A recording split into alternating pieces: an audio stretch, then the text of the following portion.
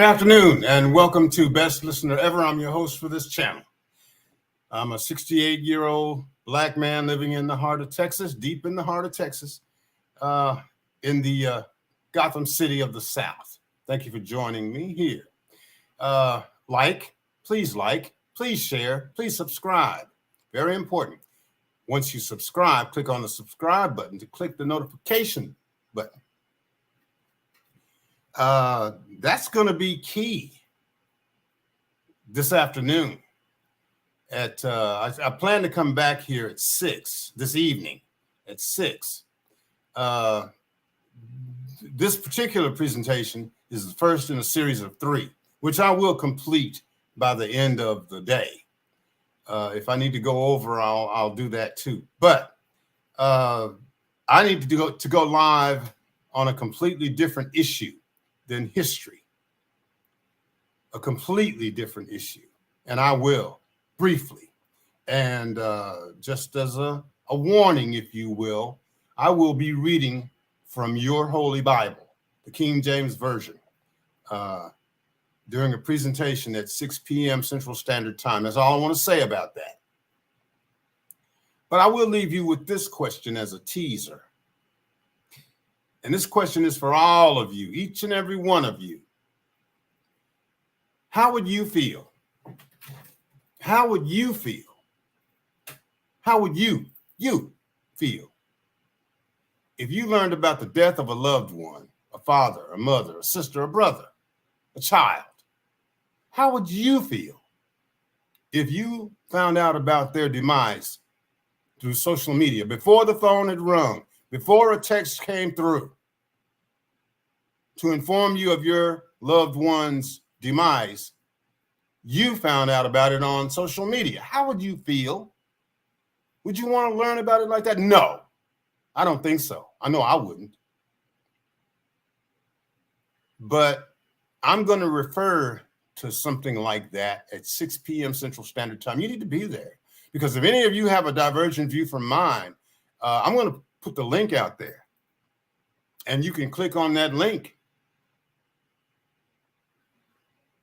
Okay. Now, why am I here today? History's lies matter. The reason I chose that topic was because let's all ask ourselves how much history we know. How much history do you know? How much history do you know about the city you live in, the state you live in? How much history do you know about this country? Where did you learn that history? Who taught you that history? What kind of grades did you get in that history? Do you teach history? Do you have a PhD in history? Are you a historical researcher? What are your sources? What sources do you rely on? For your research to be taken seriously, what sources do you cite? Let's start at the beginning. History.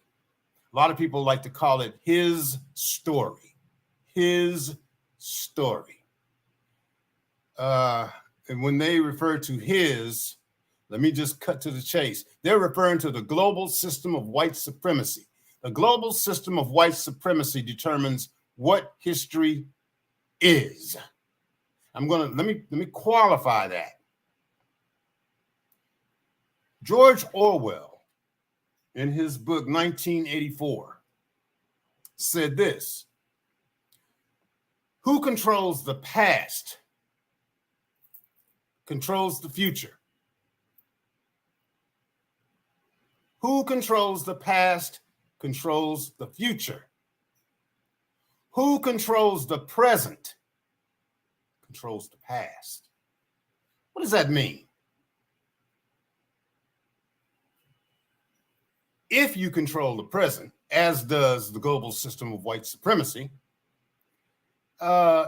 you can determine what is told about the past. You have control of the narrative that we call history. If it's not sanctioned by the global system of white supremacy in the elementary schools, in the middle schools, in the high schools, in the colleges and universities, it has no validity.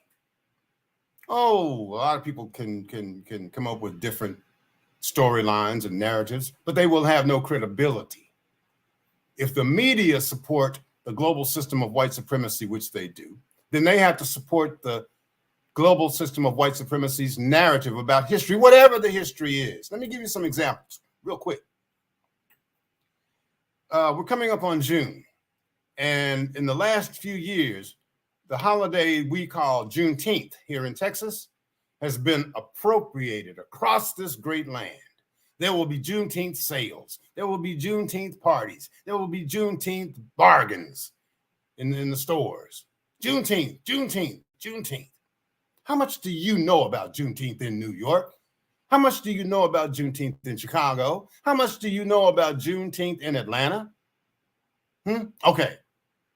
That's neither here nor there. You can find it out. But it was brought home to me personally.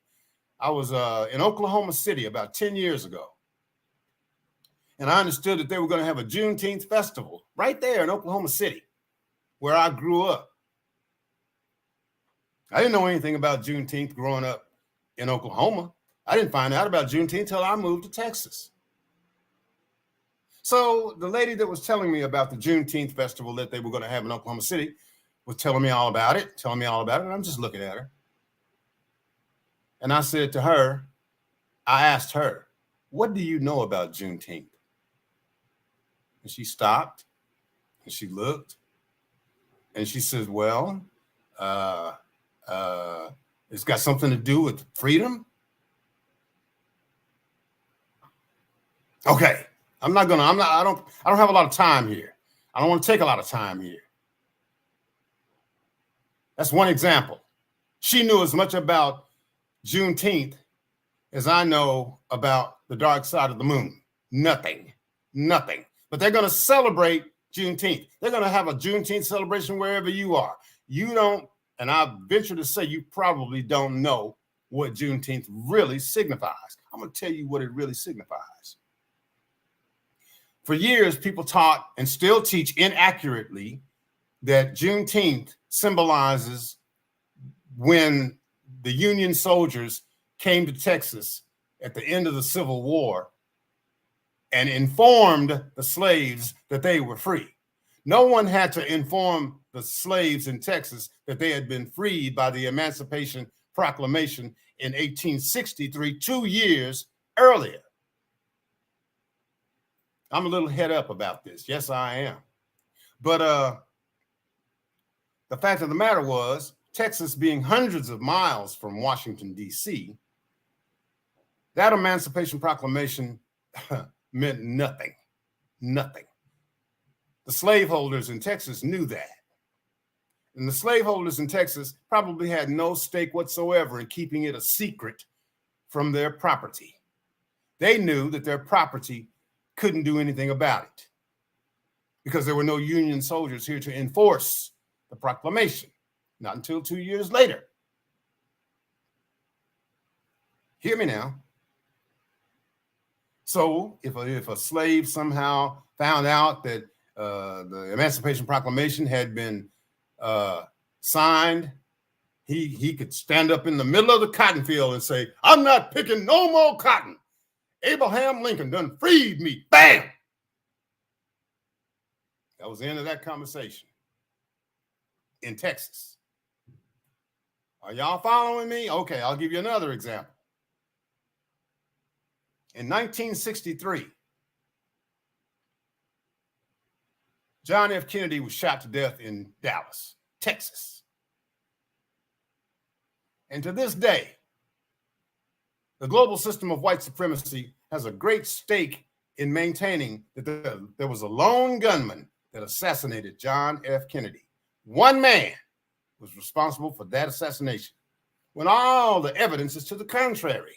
All the objective evidence is to the contrary. But that is upheld. That narrative is upheld by the mainstream media, which have never, ever veered away from the lone gunman theory. And they won't. When everyone knows it's fallacious as stating that the check is in the mail when you know it is not. That's just another example of controlling the narrative. Because see, this is the way it works. If you can convince someone that something happened in the past, whether it happened or not, the way you say it, if you can convince them that it did, then you will be able to persuade them how to react in the future. You have to think this way tomorrow because of what I'm telling you about yesterday. And why? Because I control the present. I, as a doctor of PhD in history, I, as your history teacher in school, following the narrative sanctioned by the global system of white supremacy, say that John F. Kennedy was shot by one man, despite everybody knowing, and every squirrel on the ground knows that that's not true. Try to get that one through the media today. Another brief example. Weapons of mass destruction in Iraq. Weapons of mass destruction in Iraq. No one even talks about it anymore. Some people understood that it was a lie then. It has been proved to be a lie, but no one has ever acknowledged that it was a lie. It was a clear-cut lie. Who controls the past controls the future. Who controls the present controls the past.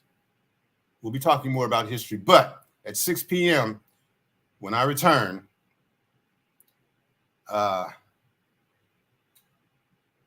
going to ask the same question I asked earlier in this presentation. How would you feel if you found out that a loved one no longer was living through social media before anyone else told you anything? You saw it on social media. How would you feel? Please remember to like, please share, and please subscribe. This is the best listener ever. And I will hold on to that title until someone tells me, shows me, demonstrates to me that they know someone who is a better listener than I am for free. I'm going to sign out now. I'll be back at 6. I've already told you why and what I'll be doing, and that I will be reading from the Bible. Yes, I will. I reserve that right. Until we meet again, don't let anybody make a monkey out of you. Oh, how hard they try, and how easy it is for some people to fall prey to it. Don't make a monkey out of yourself, because then you have nobody to blame for being made a monkey of. Take care of yourselves. Take care of each other. Be safe. Peace.